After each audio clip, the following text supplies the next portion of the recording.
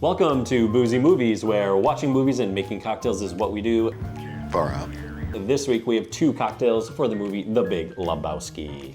This was a passion project for us because Brian is a duder. So that's what you call me. And we had to make sure that these drinks were perfect.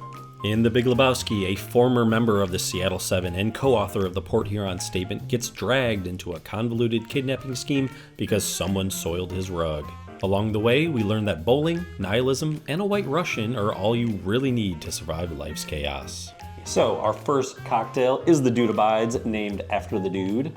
The second drink is The Stranger, which features an ingredient that sort of showcases all of the characters in one. We're gonna go ahead and start with drink number 1.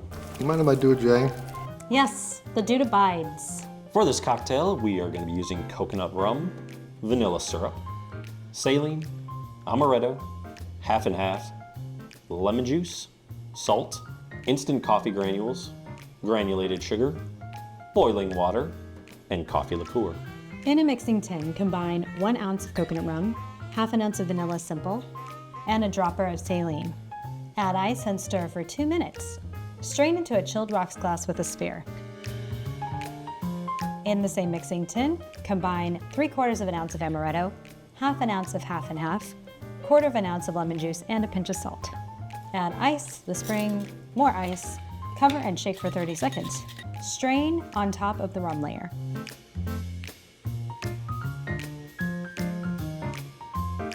In the Boston pint, combine 1.5 tablespoons of coffee granules, 1.5 tablespoons of granulated sugar, and 1.5 tablespoons of boiling water.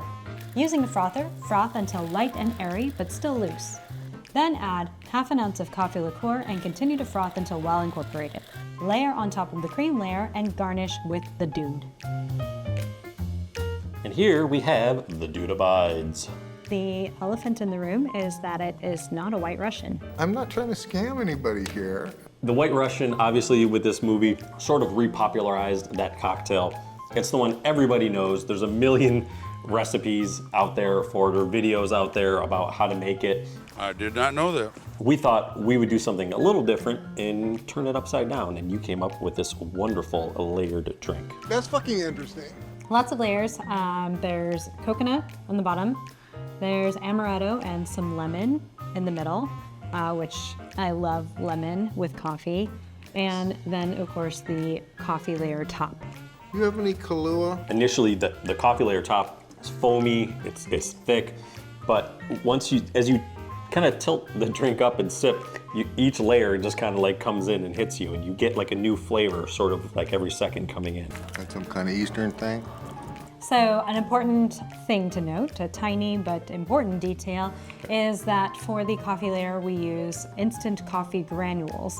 You can't get the freeze-dried coffee, which is what we've tried before. It doesn't work. This is our concern, dude. It doesn't work. We use the instant coffee. Is there a Ralph's around here? And the reason why is because it has either gum arabic or xanthan gum in it, and that helps keep that foamy layer. Which is obviously very important when you're making a layered cocktail. Yes, or at least an upside-down coffee drink. Exactly.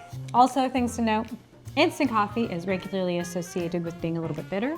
This is a bummer, man. But as you're like drinking it, that lemon and amaretto flavor really curb that bitterness and brings out more of the kind of berry rich notes within the coffee.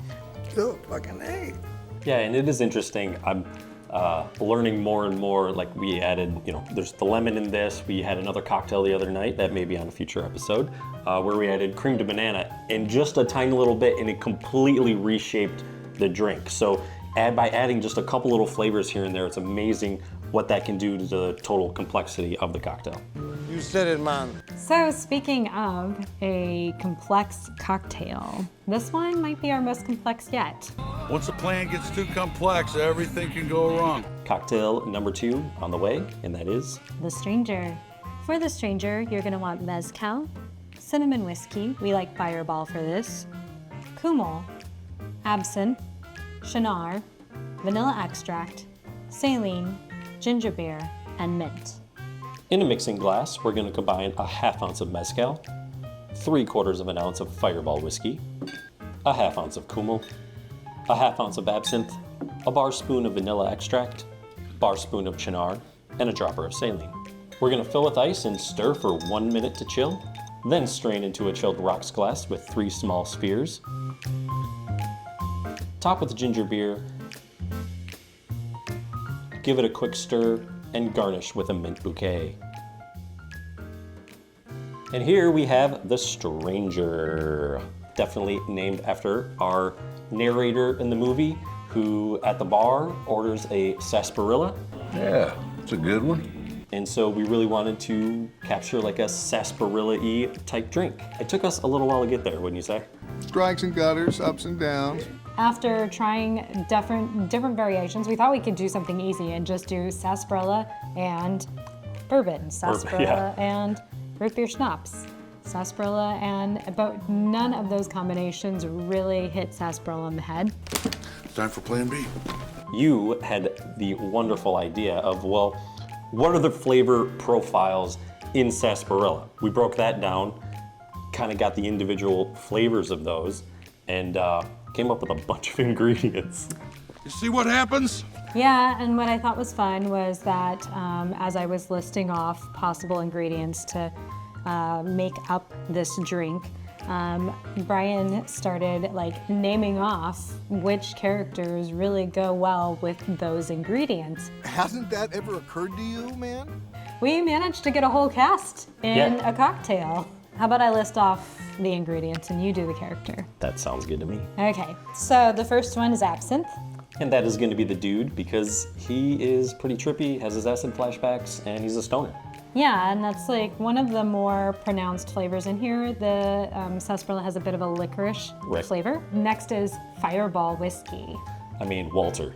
He is a hothead, always pulling his piece out on the lane, always looking for a fight. He's got an Uzi, so definitely we felt like Fireball whiskey would be great to represent him. Yes, cinnamon notes, which definitely are included in a spicy sarsaparilla. Right. The next one is Mezcal.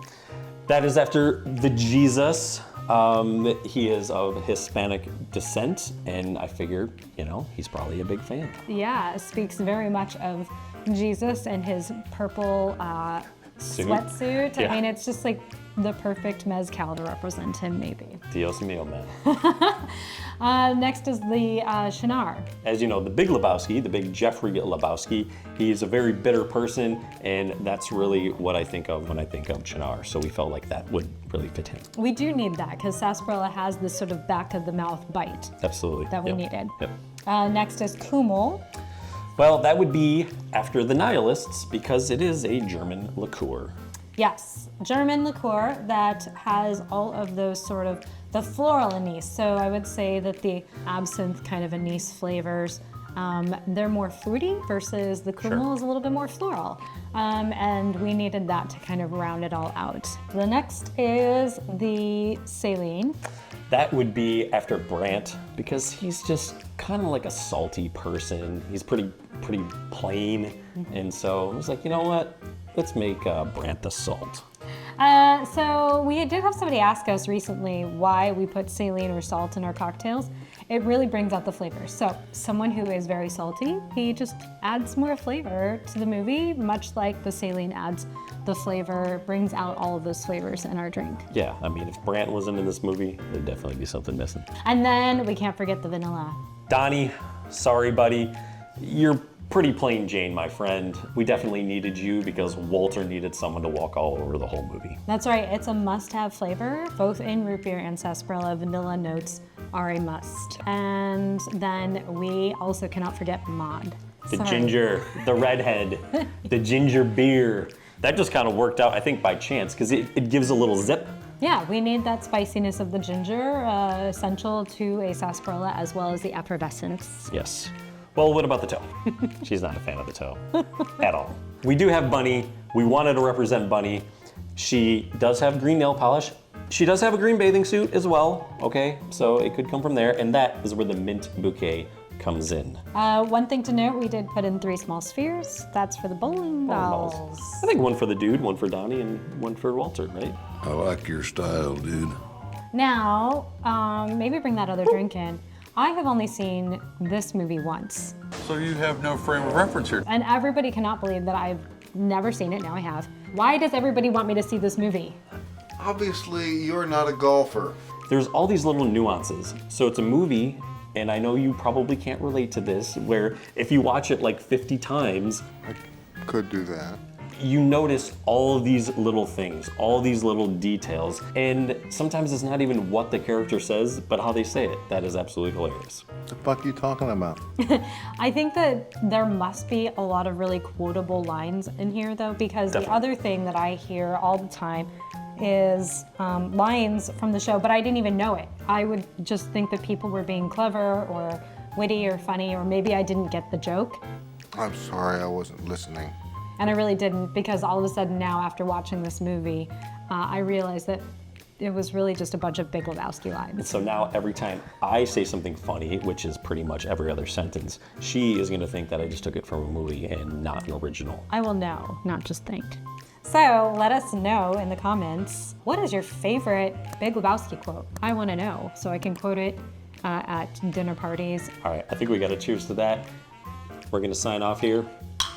Dude abides. Time to go.